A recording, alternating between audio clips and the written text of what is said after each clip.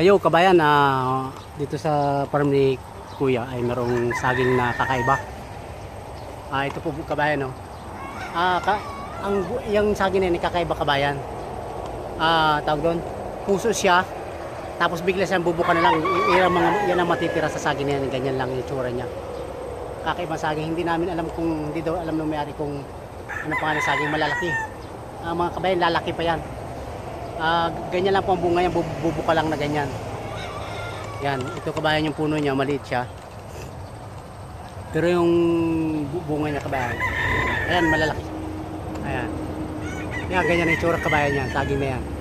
So, kakaiba. Kakaiba kabayan saging niya. Yan, ganyan lang kabayan niya.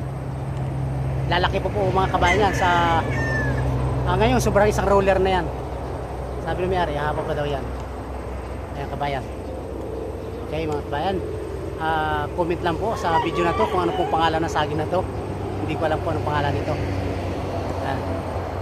Okay mga kabayan, at hanggang sa muli, this is Super Mario Travels. If you're new here, don't forget to subscribe and hit the notification bell for more updates on my videos.